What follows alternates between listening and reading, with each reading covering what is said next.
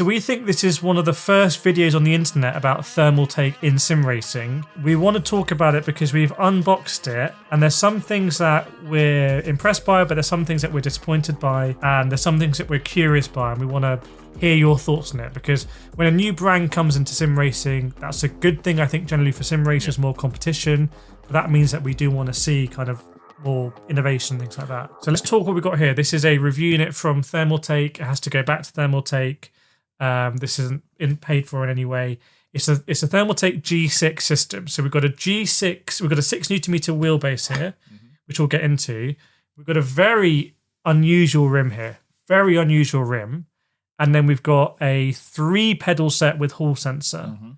And the pricing at the moment in the UK is about £480. And the Moza R5 bundle is about £440, £450 normally. So to me, that's the competition here. Yeah, I 100% agree. So this is, despite, we're going to get into a few interesting things, despite on the back of this saying PC console, actually we think it's just PC. So that's interesting. Maybe they were trying to go for console.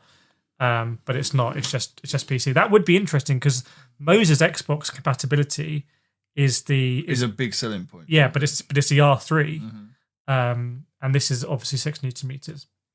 The first thing, let's start with the disappointment. I'm personally disappointed that this, if you cover the Thermaltake name here, you don't know what brand that's from. Anyone can guess. And it could be one of many. It's not just a dig at this. To me, that could be literally one of 7 different brands. Yeah. They all look exactly the same. So I would prefer if this was fluorescent yellow or orange or green or something different that I'm like, wow, okay, that's Thermaltake bringing it to party.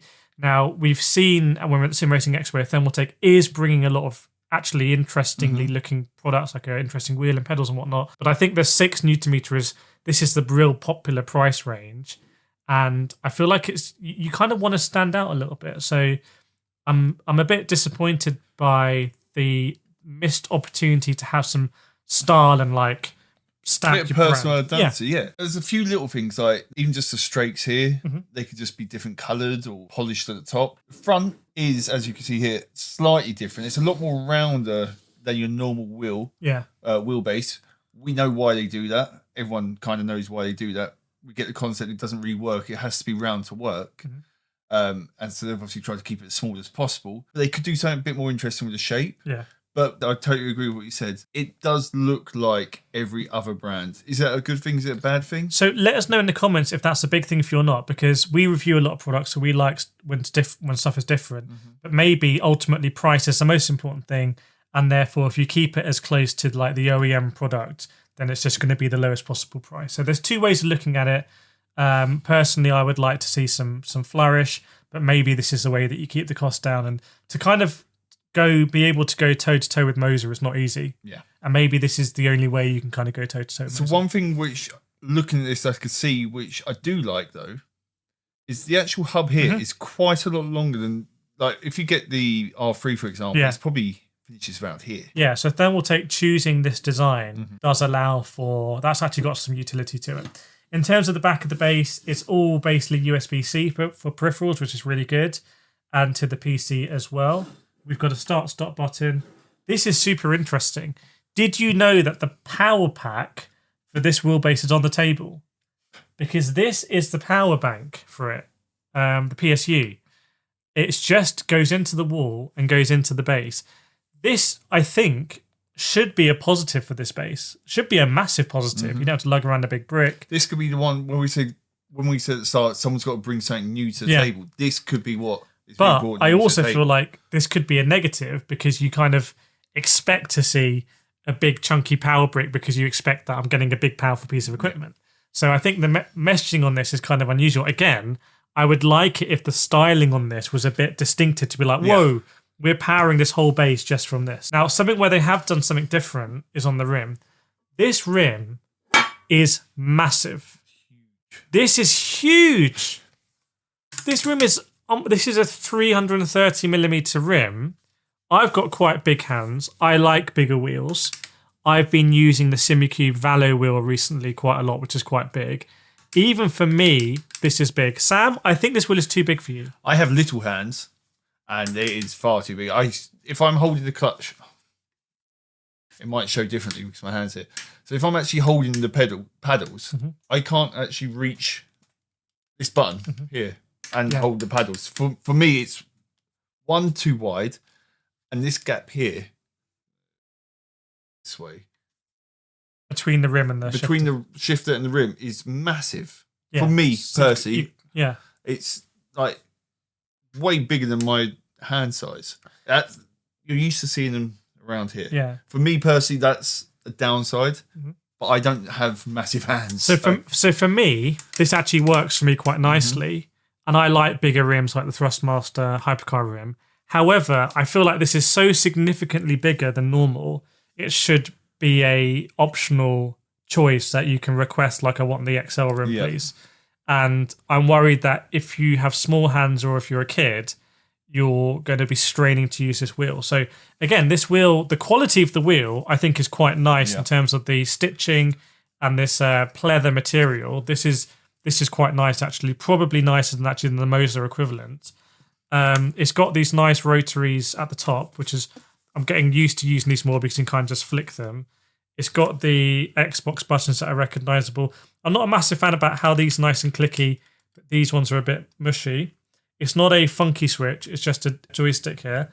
But it's quite a nice rim, I would say. It's got the Revlon on top. I mean, so again, nice feature to have, and it's got a really nice finish to it. We've seen like the ASETEK Ignition rim, because they molded it, they couldn't have this nice finish.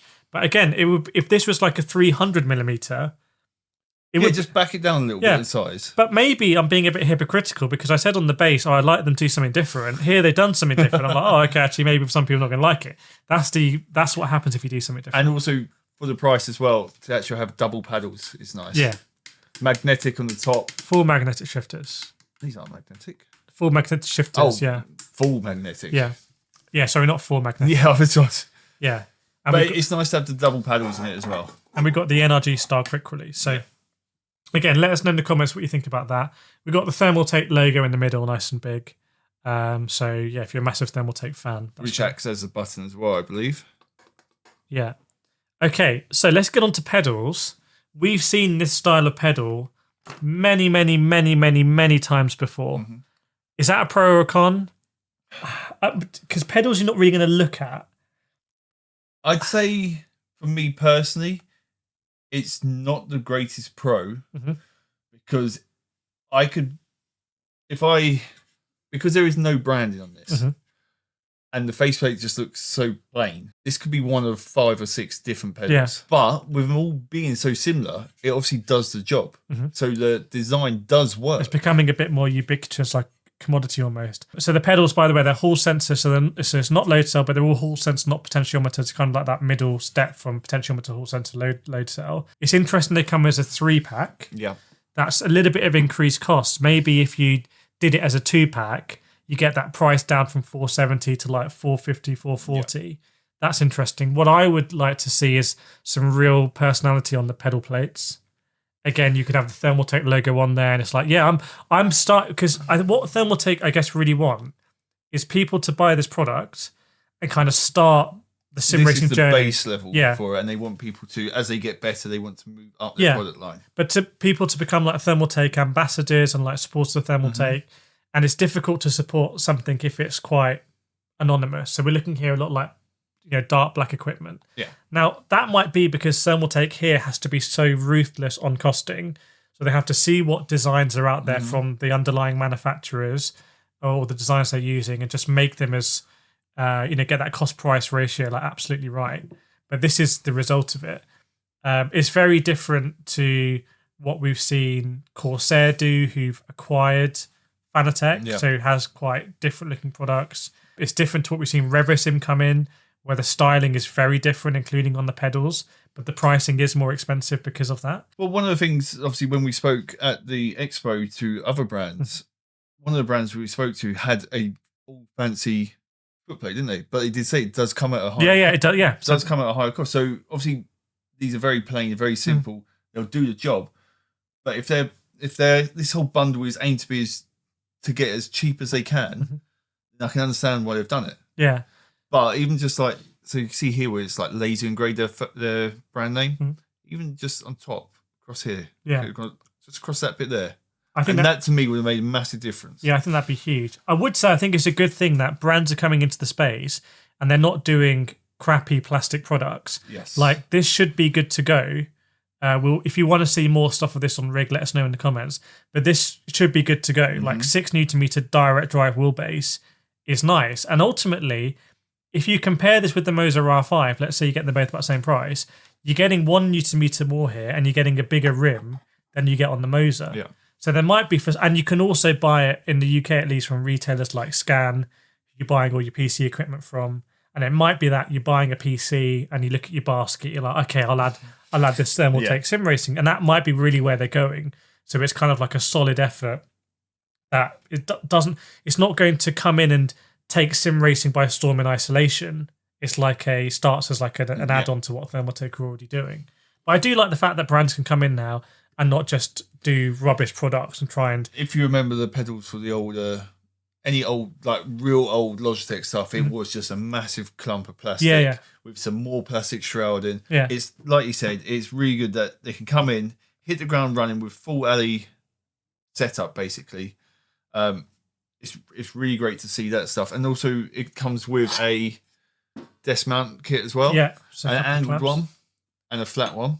The flat one's slightly different to this because the flat one has threaded nuts on it, whereas this doesn't. It might be in conjunction that you plate onto it or something like that. I'm not sure. So but it's interesting. It comes with the clamp as well. That's more added cost. I'm not trying to sell it separately. It feels like they're just, again, it's something that you can just buy, put in your basket, and you've got 3 pedals and you've got your clamps. And if you don't know too much about sim racing, you're not going to get caught out because they're giving you what you need. But I think what I'd like to see from Thermaltake is I'd like to see a little bit more about the passion from Thermaltake and what's exciting to them.